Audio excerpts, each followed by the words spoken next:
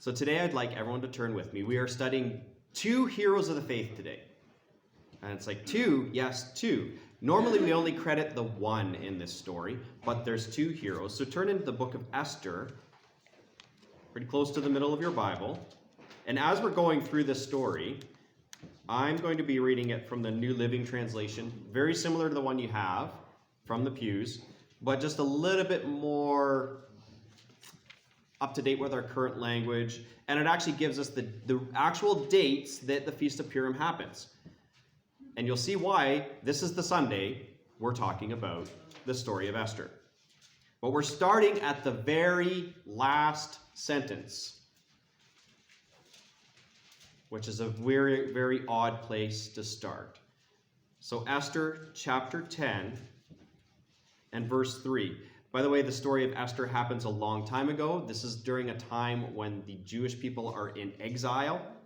So they have been captured by the Babylonians, and they live as part of somebody else's empire. They're supposed to be, that's a new spot. It's supposed to be in the land of Israel, but they're in this land of Babylon because they disobeyed God, they kept disobeying God, and they did not maintain a connection with Him. So here they are in somebody else's empire, doing the best that they can for that empire.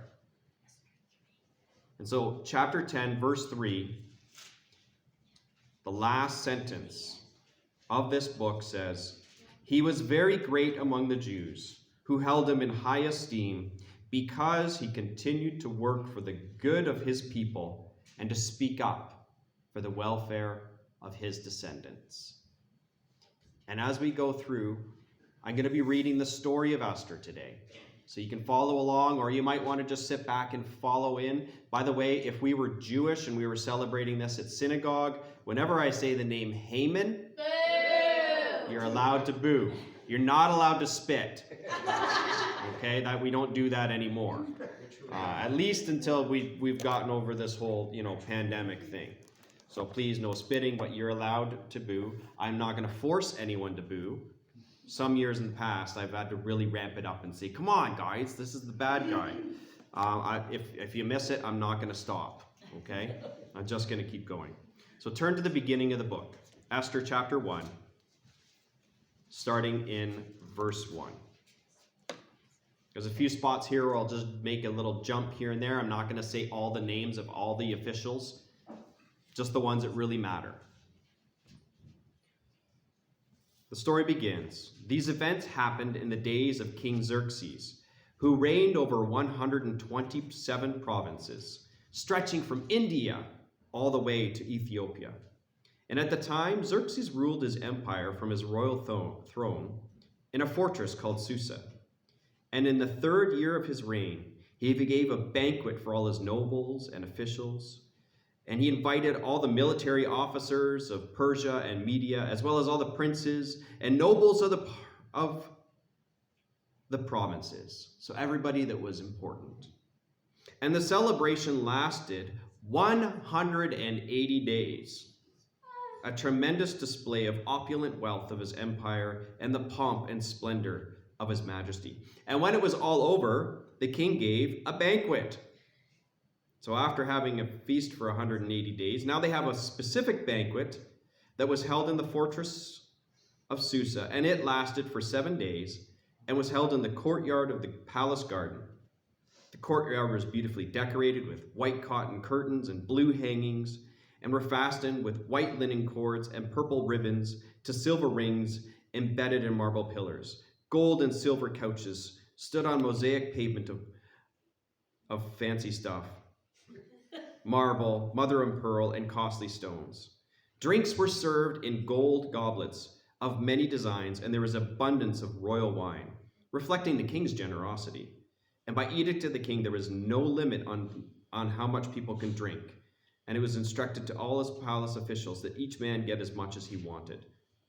It was not required to drink, by the way, only what you wanted. At the same time, the queen, Vashti, gave a banquet for the women in the royal palace of King Xerxes. Just to let you know, this is a massive party.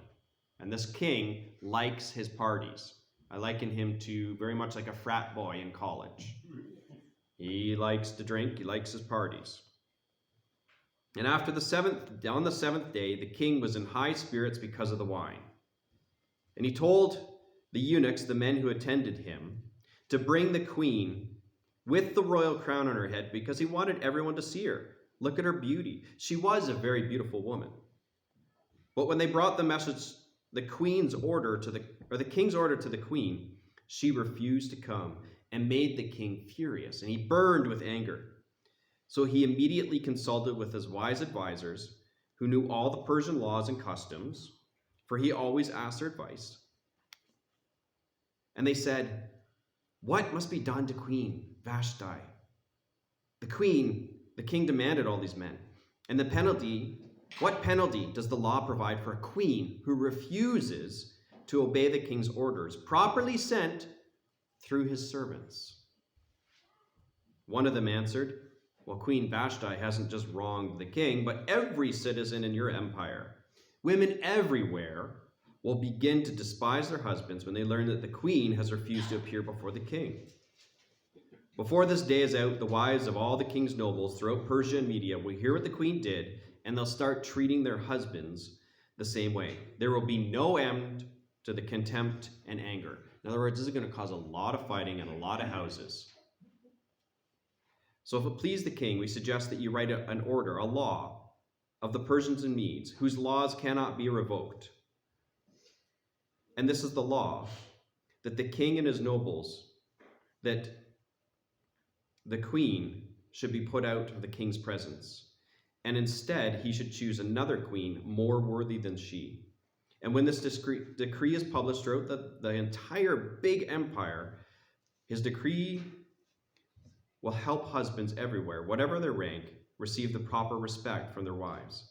The king and the other nobles thought what this guy said made good sense, so he sent letters to the entire province, every province in the empire, each in its own language, because there's a lot of languages, and each in its own script, so that every man should be the ruler of his own home and should say whatever he pleases. Now, I'm just going to stop at each chapter and say one or two points that really stood out. And David, you can just kind of put them up there for me. The first one is, what happens at the top of a nation trickles down. And we're seeing that in our country right now. To be honest, we're having some issues in the past 5 years about ethics in our local government. But the reality is, we have serious issues with ethics at the top of our government. So we should expect it just to carry forward. That's a natural progression. However, as Christians, who's our king?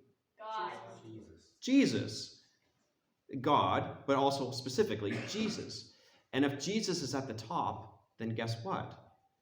The way he acts and he behaves should be trickling down to his people and the way that we act. So there's both positives and negatives in what I saw in this. Because I know there's definitely times where it's like, oh, this is rough. Like, if the head of a nation doesn't like a particular people group, the people will not like that people group. And it'll be hard. If there's prejudice filters down that way. But so can good opportunities. So can good traits. Let's carry on with the story. So after Xerxes' anger had subsided, he began to think about Vashti and what she'd done and the decree he'd made. And his personal attendant suggested, let's search the entire empire to find a beautiful young virgin for the king, just a beautiful young woman. Let the king appoint agents in each province to bring them all to the royal harem in the fortress of Susa. And the one in charge of the harem, he'll make sure that they get the beauty treatments, and one of them can be queen. The one that you choose will be queen. And the advice was very appealing to the king, so he put this plan into effect. Of course the advice is appealing to the king. We know he's like this frat boy college, he's just into himself and likes the party. And at the same time, he gets to have a date with a different beautiful woman for the next until he decides which one's queen. Of course he likes this idea. By the way, this is not how to choose your spouse. Okay? Men, this is not the way it works, okay? Well, I don't think, most guys usually don't rule over hundreds of nations. Exactly. This is a very specific incident. This is not to be a pattern of behavior. And it's not even a good pattern, but it is what God uses. God sometimes uses situations that are awkward or difficult. And this is kind of awkward and difficult. Now, at this time, there was a Jewish man in the fortress whose name was Mordechai. And he was taken. Okay, this hasn't been. Okay. He was taken away from the land of Israel when the king Jehoiakim of Judah was exiled from Jerusalem to Babylon by King Nebuchadnezzar. This man had a very beautiful, lovely cousin. Hadassah was her name. Other people called her Esther. And when her father and mother died, Mordecai adopted her into his family and raised her as his own daughter. As a result of the decree, though, Esther, with many of the other young women that happened to be living in that city, was taken to the fortress and put under the care of the guy in charge of the harem. But he was very impressed with Esther, and he treated her kindly. He quickly ordered a special menu for her and provided her with beauty treatments, and he also even assigned 7 maids specially chosen from the king's palace, and he moved her maids and her into the best place in the harem. Now, Esther had not told anyone her nationality or her family background because Mordecai told her not to do it. So every day, Mordecai would take a walk near the courtyard of the harem to find out how Esther was doing, what was happening to her. Now, each woman had a whole year to prepare before meeting the king. A whole year. 6 months of massages and oils and workouts and training. They wanted to make themselves look as beautiful as possible physically, and then the next 6 months was all about different ways of aloes and making oils and treatments with myrrh. In other words, they needed to smell and look nice as well. Makeup probably is included in that. And then it was their time to go to the king's palace, and she could get whatever clothing she wanted to. She could wear whatever she wanted to the presence of the king. Some of them, I wonder if they just picked some gold jewelry so they could take the gold jewelry home. Because after they were done, if the king liked them and called them by name, they could go back to see the king again, but otherwise they were always going to live in the king's harem. It's kind of a sexual slavery thing going on. And God even uses that. Now it was Esther's turn. She didn't take anything but what the guy that was in charge of the harem suggested. And when Esther went to the king, in early winter in the 7th year, so this is 4 years later, so he might have been seeing women for 3 to 4 years. She stood out so much that he said she's going to be the queen. And guess what he did? He had a party to celebrate finding a queen. Totally what happens in this occasion. In verse 18 it says, to celebrate the occasion, he held a great banquet in Esther's honor, and for all the nobles and officials, declaring a public holiday for the provinces, giving generous gifts to everyone. Even after all the young women had been transferred, Mordecai now became a palace official at the same time. Remember, they don't know that they're related. Nobody knows they're related, but at the same time, Mordecai's working his way up the ranks of the bureaucracy there. But she was still listening to Mordecai's directions, just the same as when she lived at home. She still respected her adopted dad. And on one day, Mordecai was on duty at the king's gate, and 2 of the king's guards at the door of the king's private quarters became angry at the king and plotted to assassinate him. But Mordecai heard about this. He heard about the assassination attempt and told Esther. And Esther told the king. It was investigated, and it was found out to be true, and those 2 guys were impaled on a pole. That's how they killed people in this. They didn't crucify them. They didn't electrocute them. They impaled them on a giant stick. So as of right now, we'll pause for chapter 2, and here's the 2 things that kind of, or the thing that stands out. Things are looking up for the people of the Jews right here. Esther is the queen. Mordecai is getting promoted, and he just rescued the king. Everything's looking up. This is a very positive moment. And why is it looking up? I think it's because Mordecai looks out for the good of his people, including his king, who's not even necessarily like him, but he still looks out for the good of the people, and he takes care of the welfare of his descendants. Remember, that's the last verse, that's the last sentence in this book. We're going to keep referring to that over and over again, looking out for the good of the people and the welfare of their descendants. But chapter 3, something happens. Everything was looking up. Then something takes the wind out of their sails, because King Xerxes promoted Haman, the Agagite, so he's descendant from one of the Jews' enemies, over all the nation, making him the most powerful official in the empire. And all the king's officials would bow before Haman to show him respect. Thank you. Whenever he passed. So the king commanded this. But Mordechai refused to bow or show him respect. And the palace officials at the king's gate asked Mordecai and said, "Why are you disobeying the king's command?" They spoke to him day after day, but he still refused to comply to the order. And they spoke to Haman about this. If he would tolerate Mordecai's conduct, because Mordecai had told them he was a Jew. That's why he couldn't bow down to a man like that. When Haman saw that Mordecai would not bow down or show him respect, he was filled with rage. Then he learned Mordecai's nationality, so he decided it wasn't just enough to lay hands and kill Mordecai for disobeying it. He wants to kill every last Jew in the empire. That is a bad thing. So in the month of April, during the 12th year of King Xerxes' reign, they cast lots. So they basically put down different months and different days to determine which day would be the best. By the way, the word lots is translated Purim in Hebrew. And they selected as the day March 7th of the next year. Anyone tell me what the day is today? Today's the 5th. That's why we're telling this story today. Because this week they're still celebrating this same story in the Jewish synagogues. So Haman approached the king and said, "Oh, you know there's a certain race of people.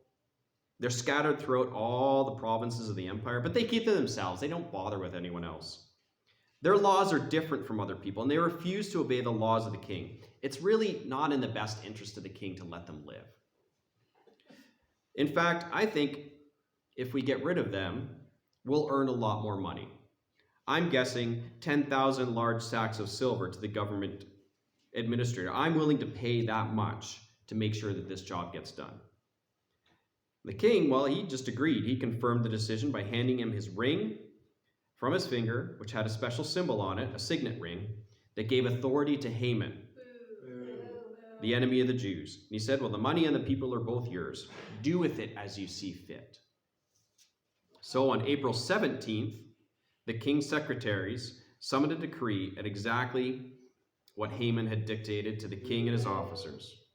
So the decree was written in the name of the king. This is a real law now.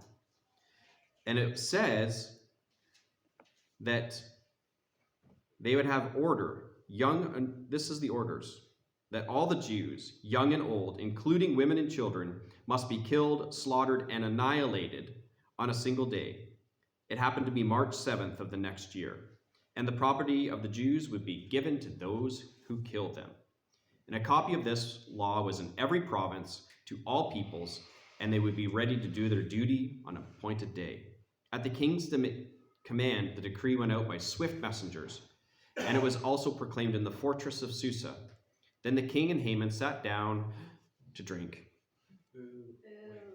Yeah. But the city of Susa fell into confusion. Nobody really understands what's going on. Why in the world are we attacking this one people group? But as I'm looking at this passage, chapter 3, David, there's usually a problem when a person or people group demand respect from others, rather than looking out for the good of people and the welfare of the young. Because when we're doing that, when we're looking out for other people and they're good, and we're looking out for kids and young people, do we have to demand respect? No, people will just respect you because you're doing the right thing. So in this case, Haman is demanding, you have to bow before me. Are there groups that exist like that today? Yes, all over the world, of all different political stripes. That's not the way that it's supposed to work at all for Christianity. So when the church has done that, we were not following our king. We were following something wrong. Because the church has done that too. Well, something called the church. The real church that follows Jesus, the real king, looks a little different. Chapter 4. When Mordechai heard about all this, he tore his clothes and put on burlap and ashes. So he was mourning, crying with a loud, bitter wail. And he went to the gate of the palace, but he wasn't allowed in because he was wearing mourning clothes of sadness. So he wasn't dressed. He wasn't dressed for a party, which you needed to be dressed for a party to go into that palace. And they fasted and they wept, and they were all over the kingdom. People were sad. The Jews were. Then Queen Esther's maids and eunuchs and all her servants came and they were told Esther that Mordecai was deeply distressed. So she sent clothing to replace the burlap, but he refused. He wouldn't come into the palace. So she sent for her one really close servant, one of the king's eunuchs, one of the servants who was appointed as their attendant, and he said, go find out what's wrong with Mordecai. And so Mordecai told him the whole story, and even the exact amount of money that Haman had promised to pay the government. And most governments gladly will take more money. And Mordecai even gave a copy of the decree. And he asked the servant to show it to Esther, explain the situation to her, and for Esther to go to the king and beg for mercy for her people. So he returned and gave the message to Esther. And Esther told the servant, all the king's officials, even the people in the provinces, know that anyone who appears before the king in his inner court while he's busy working, really is what he's saying, while he's at work, and is not invited, they're doomed to die unless the king holds out his gold scepter, and the king has not called for them to go in. I haven't been called to go visit him for 30 days. So she hasn't been invited to go visit him at work. And Mordecai sent this reply to Esther, don't think for a moment that because you're in this palace, you will escape when the other Jews are killed. If you keep quiet at this time, God's still going to deliver this people. God will deliver the Jews. But if you keep quiet, I don't know what's going to happen to your family. You and your family and your relatives will die. Who knows, perhaps, if you were made queen for this exact moment, for such a time as this. Then Esther sent this reply to Mordecai, go and gather together all the Jews of the city and fast for me. Do not eat or drink for 3 days or 3 nights. My maids and I will do the same. And then, though it's against the law, I will go to see the king. And if I must die, I must die. So Mordecai went away and did everything as Esther had ordered him. So there's a mutual respect. Esther respects her dad, and her dad respects his daughter. Even though they're adopted, they still have this close relationship. So from chapter 4, one of the things that we can see that happens in chapter 4, yes, when difficult situations hit us, it's fine for us to mourn.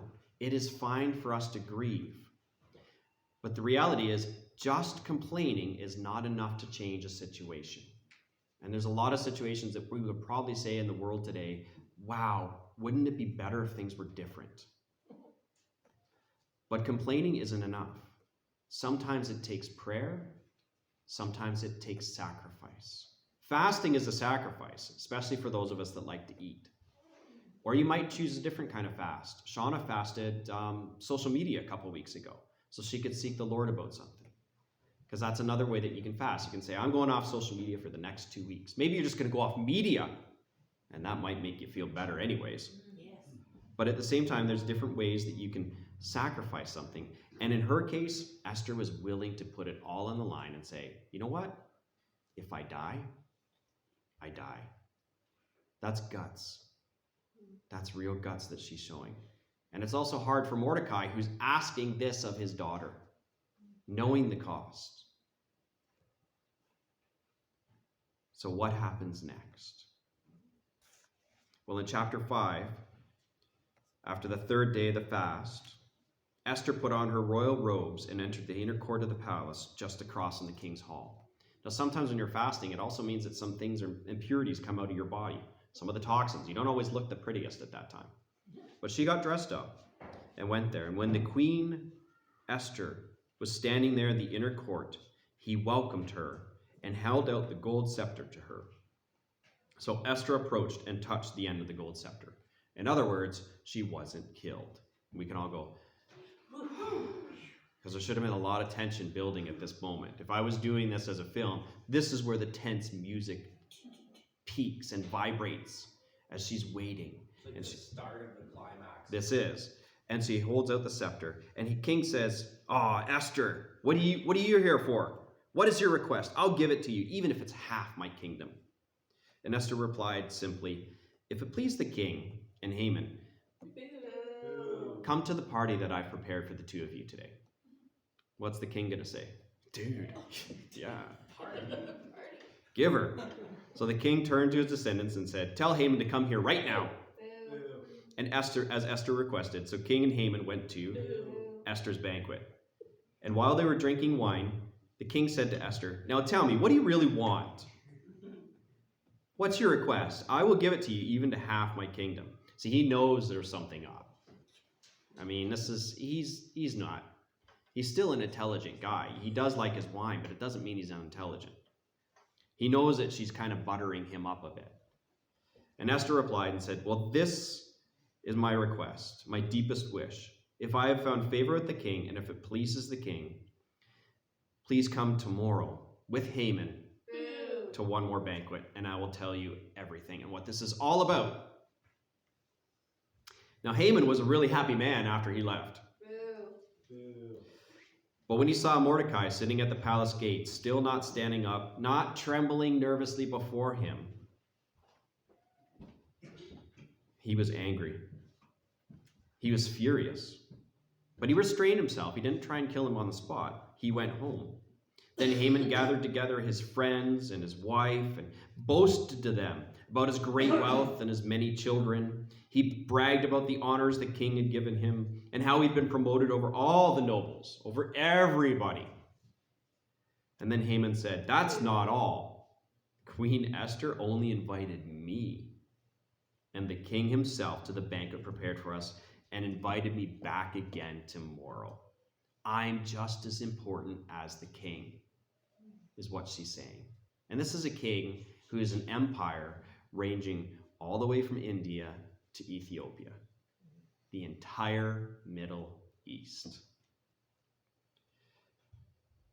But he said, this all means nothing to me, as long as that good-for-nothing Jew, Mordechai, sits there at the palace gate. So his wife made a suggestion.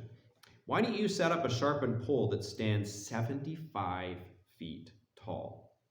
And in the morning, ask the king to impale Mordecai on it. When this is done, you can go on your merry way to the banquet to the king. Now this pleased Haman, and she ordered the pole to be set up. If we look into chapter 5, what we see here is Esther obeying.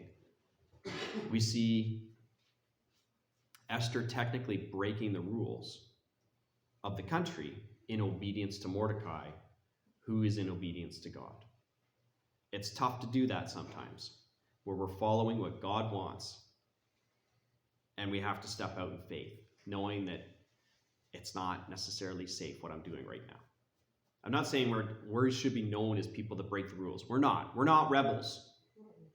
But there are times when we have to take a stand for Jesus and sometimes do things that make us feel uncomfortable because it's technically against the rules, maybe against the law. Make sure if you're doing that you're talking to people and praying. Don't just up and do it. You can talk to your pastor. You can talk to people that are there to listen to you. They go through the Bible with you. We want to be careful about that. But at the same time, in this moment, the right thing to do was stand up.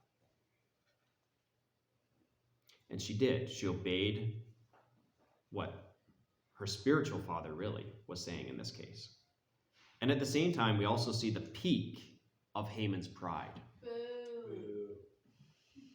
See, Esther obeyed Mordechai for one reason: for the good of her people and the welfare of her descendants. Haman sees his wealth and his children as the same thing. He doesn't see his children as people. They're part of his wealth. They're part of, look at me, I'm Haman, I have this many kids. Probably from this many wives. Zeresh is probably just the one wife. His one, that's the wife, the premier wife, and the rest are all concubines. It's not his responsibility he's looking at them. He's looking at them as if they're his glory. So we're in Esther chapter 6. And we're seeing that this last line of the book of Esther shows up in the actions of the people over and over again. And that is that to look out for the good of God's people and the welfare of his descendants. Now, Christianity is also compared often to a kingdom, the kingdom of God. It's not a physical kingdom. It's not like specifically one nation is better than the other, even though we have nations that have mixed their gospel together and saying that, oh yes, we're the best. God's going to come back because our country's praying for it. That's not the way it works. We're part of something bigger. So when we talk about the kingdom of God, it's like, well, what is heaven like? It's a pretty good place. People treat each other well. God's living in and through his people. That's what we're supposed to be bringing to earth. I'm a citizen of Canada, but the reality is I'm also a citizen of God's kingdom. And even though heaven's not here yet, we do not have a new heaven and a new earth, my citizenship could also say follower of Jesus, Christian. I saw one guy actually changed a passport of his. He said, Heavenese. I was at a men's retreat, yeah.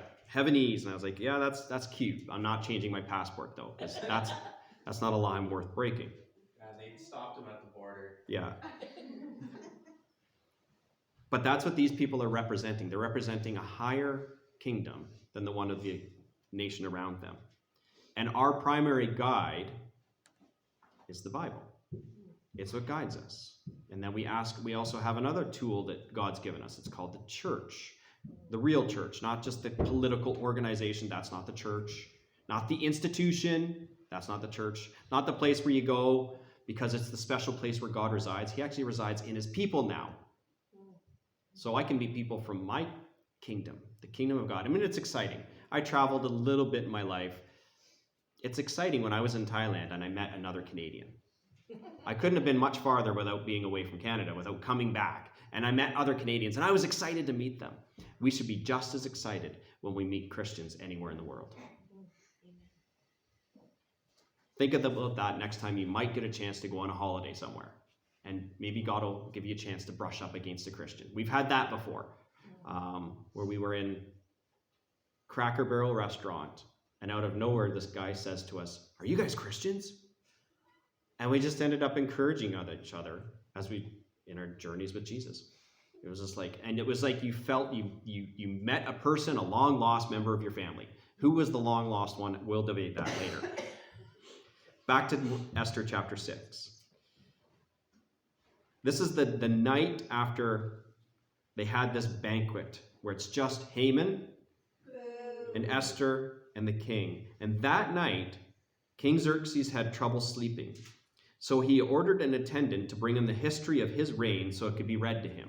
So he has a little bit of trouble with narcissism too. And in those records, he discovered the account of how Mordechai had saved him from the plot of his two guards and how they plotted to assassinate him. And he said, "Did we ever give anything to that guy in recognition of what he did? Did he ever get a reward?" And everyone's like, "No." "So we haven't done anything for him?" No.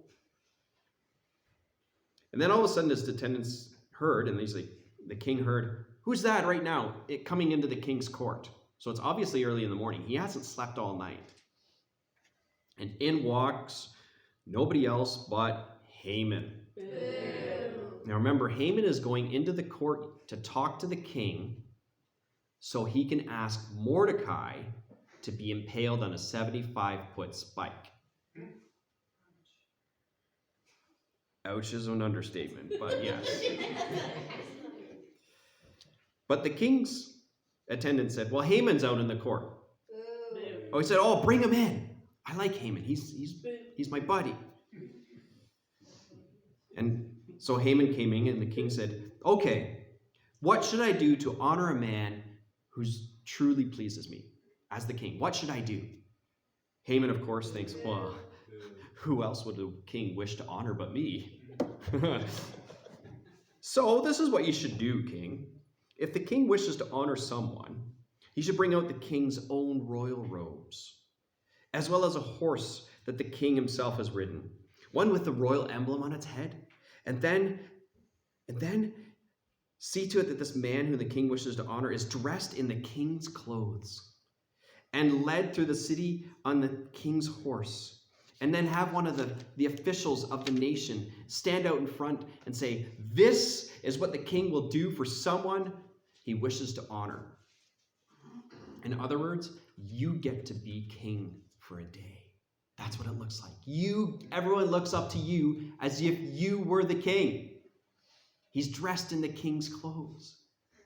It's very funny the way Haman thinks it's about him. That's right. Haman loves this idea because he wants to be king, right?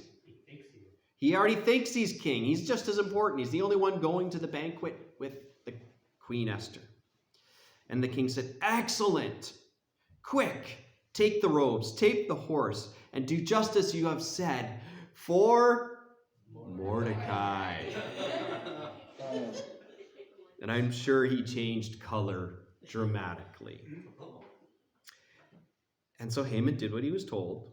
He took the robes, put them on Mordecai, placed them on the king's horse, went through the city shouting, not quietly, shouting, this is what the king does for someone the king he wishes to honor.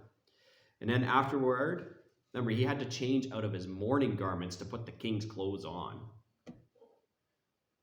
And afterward, Mordecai just went back to the palace gate, but Haman hurried home, dejected and completely humiliated. And when Haman told his wife and his friends all that had happened, and his wise advisors and his wife said, well, you know, Mordecai, since he's a Jew and he's the one who's humiliated you, you're never going to succeed in your plans. And it will be fatal to continue opposing him.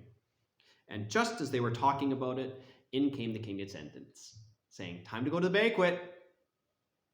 And so he took him to the banquet. So for chapter 6, what stood out to me as a follower of Jesus, this is actually what Jesus does with us. He takes off our clothes of mourning. He takes off the fact that we're covered in sin. And he clothes us in himself. Doesn't mean we still don't make mistakes. No, we still make mistakes. But he clothes us in himself. So that when we go into God's presence, God doesn't see us and our mistakes. He sees Christ in us, working through us. Anything that we'll be rewarded for, it's because we work together with Jesus. Anything we do in our own strength, if we succeed, it's a fluke. So that's the Christian life. I just found that super exciting. We are dressed like the king. And you know what? When we're in that position, who is better to display the good for his people and the welfare of God's descendants, the adopted sons and daughters of King Jesus, of the King, God the Father, than Jesus Christ himself? Again, referring back to that last line in this entire book. So in chapter 7, the king and Haman went to Queen Esther's banquet. On the second occasion, while they were drinking wine, the king said to Esther again, okay, tell me, queen, what is it, Esther? What is it you want? I'll give it up to half my kingdom. And Queen Esther replied, if I have found favor with the king, and it pleases the king to grant my request, I ask that my life and the life of my people will be spared. For my people have been sold to those who would kill, slaughter, and annihilate us. It's the law that was written against them.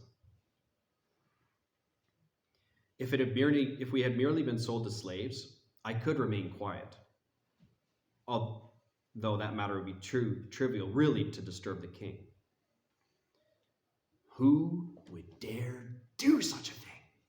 The king demanded. Who would be so presumptuous as to touch you? And here's where the picture comes in.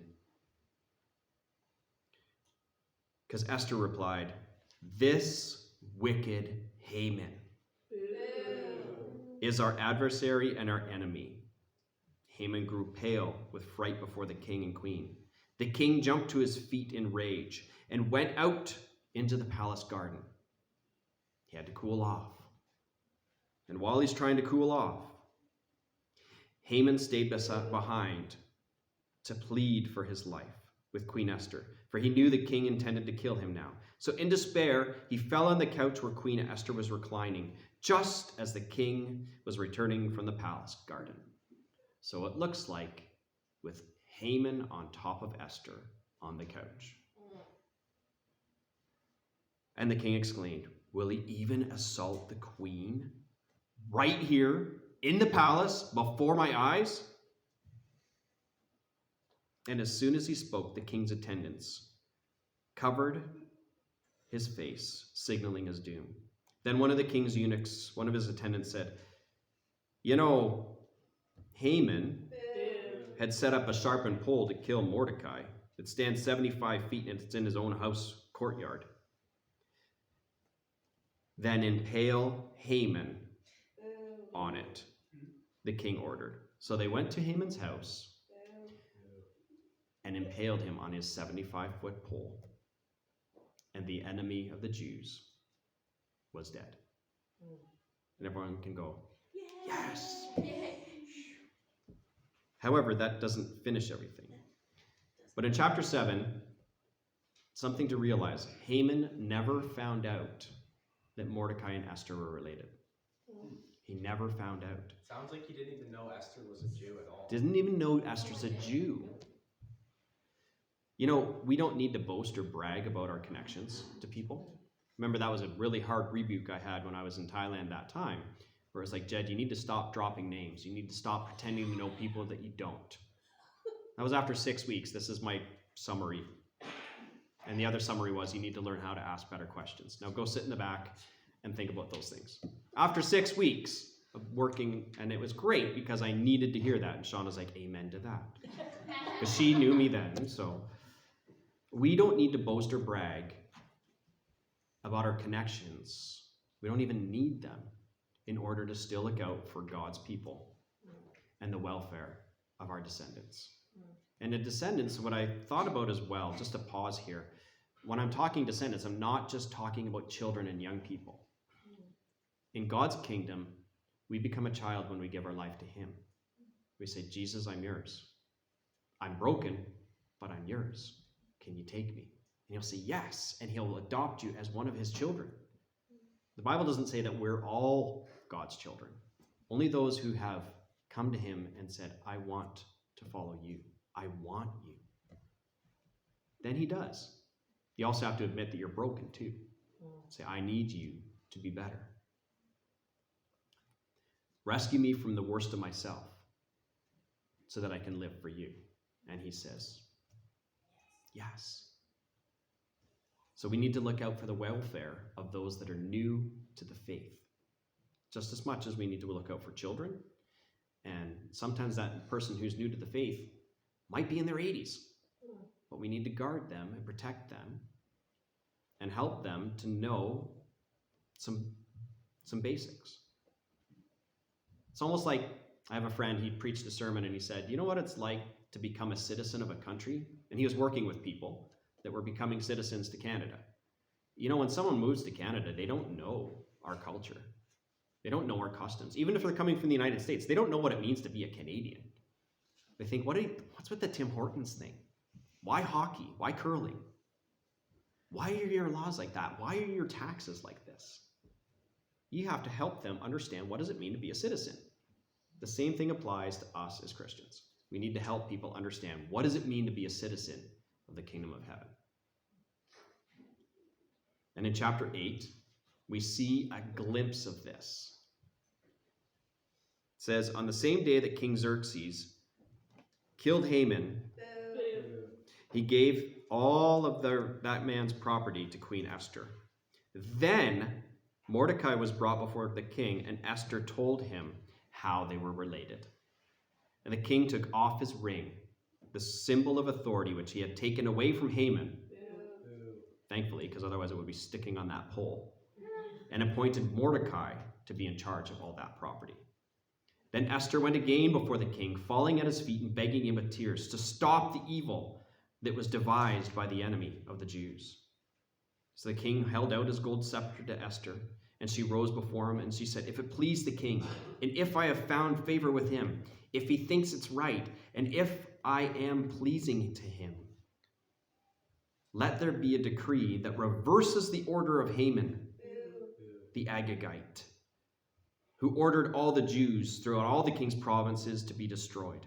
For how can I endure to see my people and my family slaughtered and destroyed? The king said to Esther and to Mordecai, I've given Esther all the property of Haman, who is now dead, because he tried to kill the Jews. Now go ahead and send a message to the Jews in the king's name, telling them whatever you want, seal it with the king's ring. But remember that whatever has already been written in the king's name and sealed with a signet ring can never be revoked. So that law that went out cannot be changed. So they need a better law to protect the Jews. So on June 25th, the king's secretaries were summoned to write this out, a decree that Mordecai dictated to them. And it was sent to the Jews and the high officers and the governors and the nobles of every province from India to Ethiopia. And it was written in all the languages so people could understand, including the language of the Jews. And this is the decree that was written. And it was dispatched by swift messengers.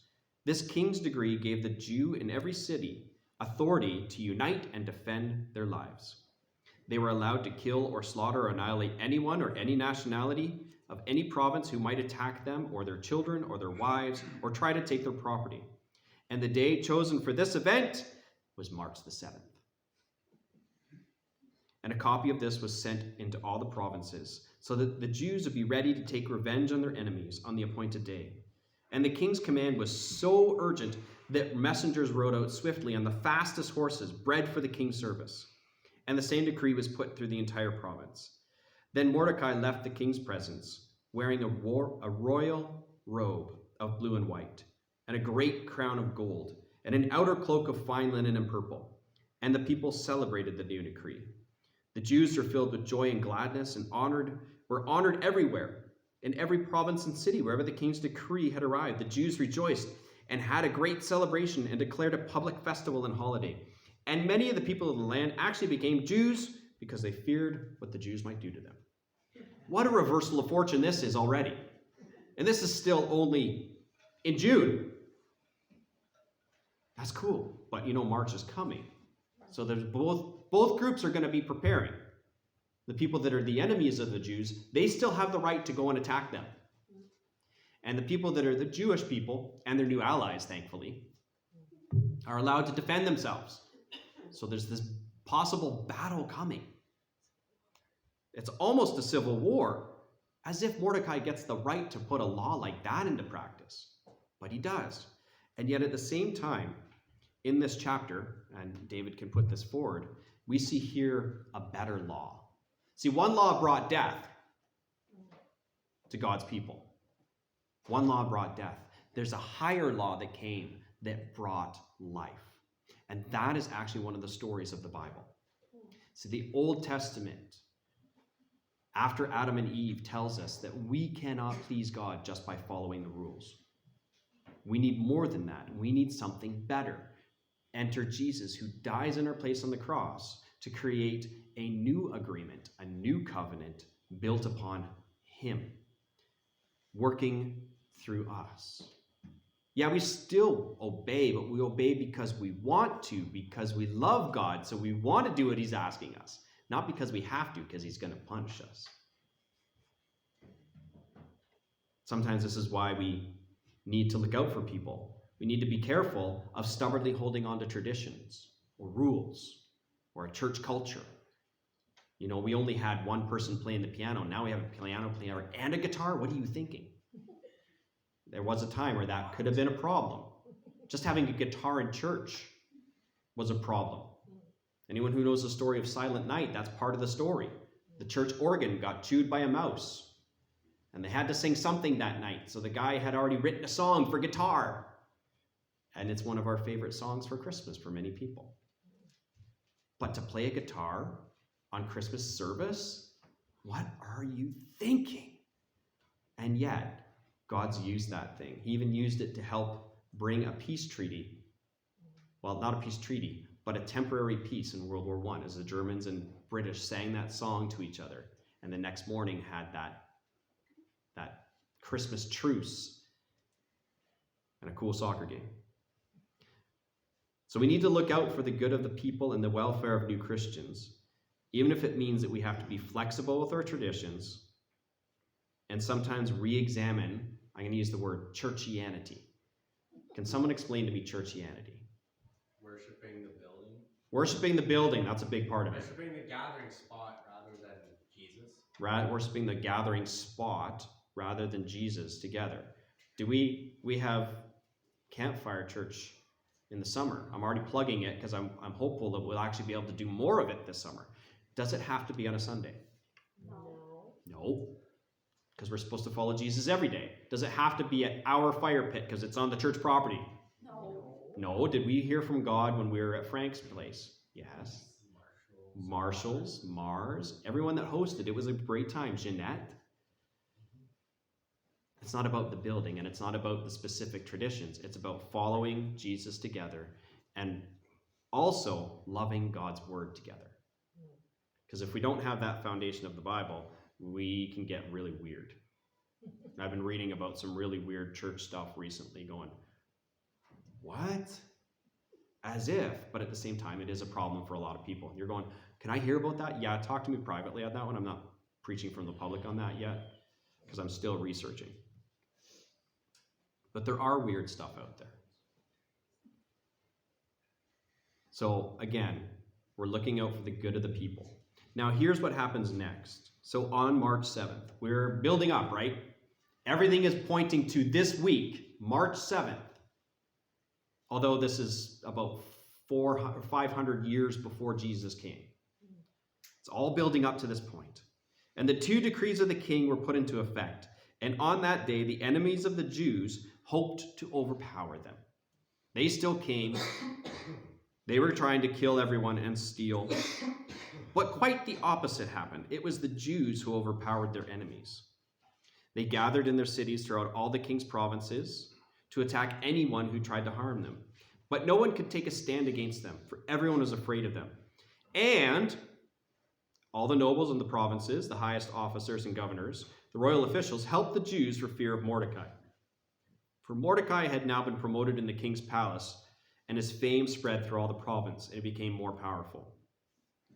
So the Jews went ahead on the appointed day and struck down their enemies with the sword.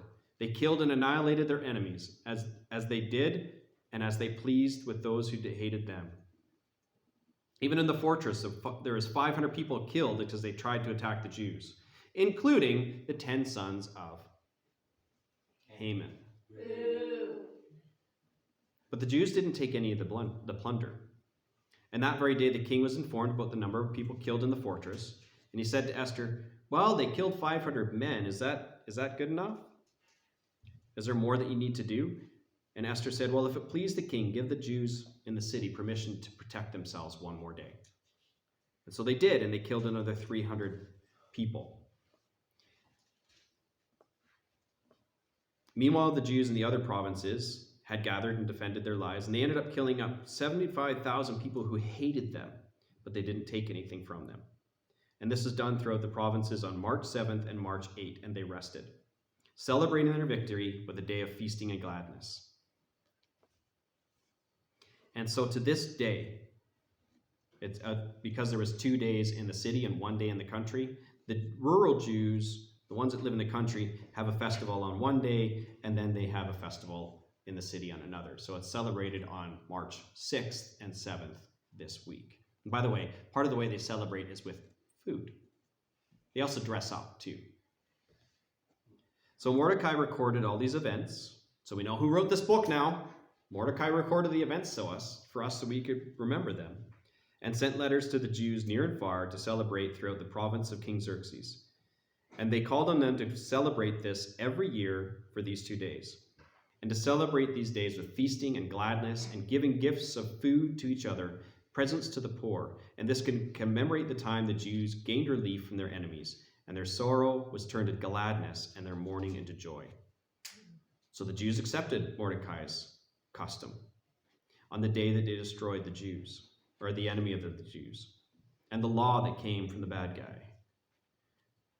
And when Esther came before the king, he issued a decree that caused Haman's evil plot to backfire.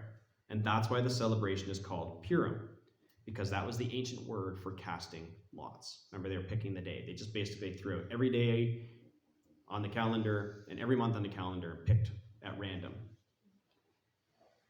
And because of Mordecai's letter, because of what they experienced, the Jews throughout the realm agreed to this tradition and to pass it on to their descendants and all who became Jews.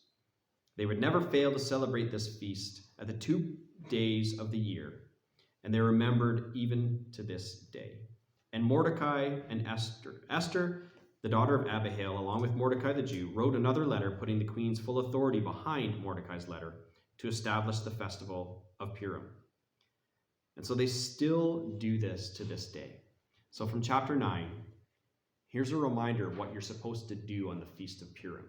What I like about it is, it's actually what we're supposed to do all the time as Christians. This is what we're supposed to do, not just 2 days of the year. It's to celebrate this feast, give gifts of food to each other, and presents to the poor. And then we're supposed to pass that attitude on to those that follow us, our descendants. I love this story.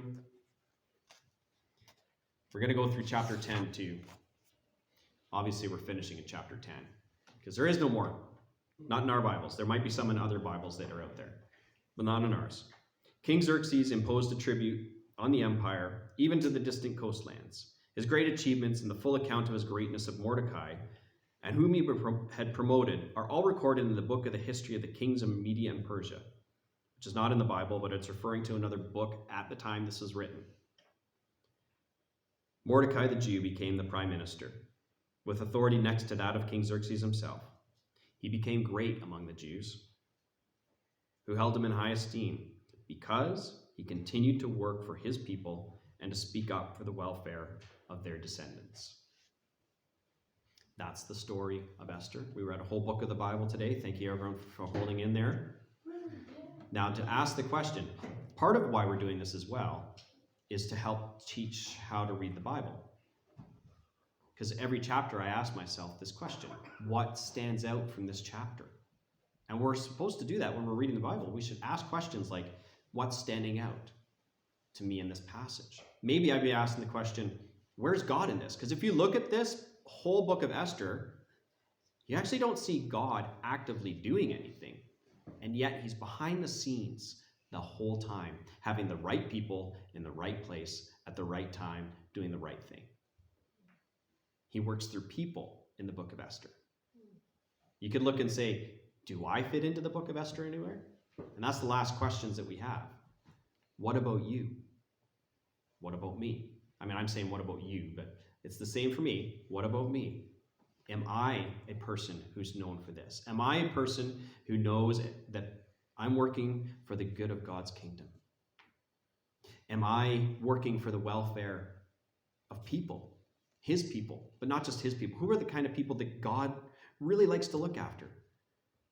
Widows, orphans, the poor, the humble, the neglected, the marginalized. These are the kind of people that we should be like excelling at. It's a hard question. Sometimes we go, but there's some people group I don't really want to reach out to. Well, we got to talk to God about that. Are we looking out for the welfare of new Christians, for those of us that have been Christians for a while? Are we helping disciple them? Are we helping teach them to read and adore the Bible and live out this life with Jesus? Because that's it. I mean, and you might be going like, I haven't finished reading the Bible yet. Well, what have you read so far? And what have you applied so far? Can you share that with others? Because that's what God's asking us all to do. He's asking us, just like this picture of Mordecai. And are we going to get there right away? Are we going to get there? Did Mordecai get this reputation on day one? No, it took time. But I would love it if each one of us that are part of Eau Claire, or even those that are come visiting with us, that we would be known not just as great among our country. That's the sidebar. It just happened he was great. It's the because that's the important thing. Because we continue to work for good and the good of his people, and to speak up for the welfare of the young and our descendants. Thus concludes today's message on the Book of Esther. I don't normally conclude that way. For those who are like, what's he doing? I was like, I have nothing. There's no joke, no segue, nothing. So